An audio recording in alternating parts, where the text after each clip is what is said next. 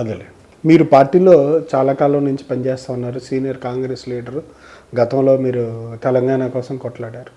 ఇప్పుడు ఎలా ఉంది మీకు పరిచయాలు? అంటే మీకు ర్యాపో ముఖ్యమంత్రి గారితో ఎట్లా ఉంది? ఎట్లాంటి కార్యక్రమాలు మీరు నేను ఒక ఆర్టికల్ చదివాను నేను కొన్ని రోజుల కింద, జస్ట్ నేను అనుకుంటే ఒక 10-15 days బ్యాక్. ఎప్పుడైనా రియల్గా ఒక పద్ధతి ప్రకారము పనిచేసే వాళ్ళకు పాలిటిక్స్లో చాలా కష్టం అని.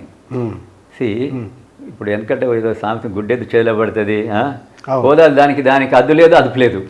ఇప్పుడు మంచివానికి ఏంది, మన ఇది తప్పు ఇది ఒప్పు, నేను పార్టీలో ఉన్నా, పార్టీ హైకమాండ్ చెప్పిన దానికే ఉండాలి. మీరు చూడండి, మేము యూత్ కాంగ్రెస్కి వెళ్ళి కాంగ్రెస్లో ఉన్నాము, ఏ రోజు కూడా కాంగ్రెస్ నాకు టికెట్ ఇవ్వలేదు, నాకు పదవి ఇవ్వలేదు, అలాగే మనం పార్టీకి ఎగనెస్ట్ చేయాలి, అటు ఇటు పోవాలని చెప్పోలే.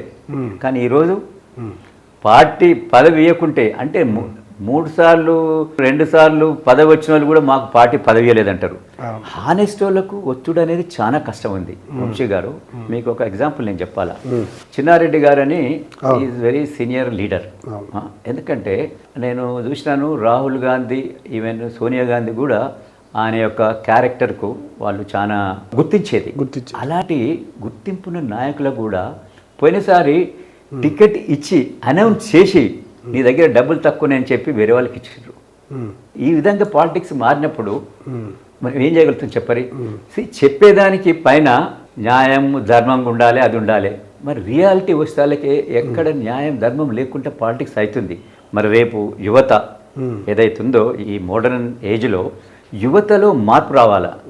రియల్గా ఏ పార్టీ నేను అనుకుంటా, పార్టీ ఒకసారి తప్పదు చేసి ఒక చెడ్డోనికి టికెట్ ఇస్తుంది అనుకోరి, 100%. ఇంతకుముందు మేమనేది గుడ్డిగా పార్టీ టికెట్ ఇచ్చింది పార్టీకి చేయాలి పని అనుకునేది. అది చేసుడు అనేది అది మారితే తప్ప ఈ మార్పు రాదు. మారితే తప్ప, అంటే ప్రజలు కొంచెం రావాలి. ప్రజలు ఏమంటారు, మీరు సెలెక్ట్ చేసుకుని మేము చేసినాం అంటున్నారు. కానీ ఇప్పుడు వెనుకటి ప్రజలు కాదు కదా, చదువుకున్న వాళ్ళు కదా. ఇంకోటి వంశీ గారు, చదువుకున్నాక ఎక్కువ కులం ఎక్కువ మతం అనేది ఇంకా ఎక్కువ వస్తుందేమో నాకు అనిపిస్తుంది. ఒక కులమైన తప్పు చేస్తే ఇది తప్పు చేసిండు, నువ్వు సరిదిద్దుకోవాలి, ముందు చేయొద్దు, ఈ ఒక్కసారికి వాళ్ళని ఏదో తప్పు జరిగింది వాళ్ళను మనం మన్నించండి అని అంటలేరు. మా వాడు ఒకసారి తప్పు చేసిండు, తప్పేముందండి.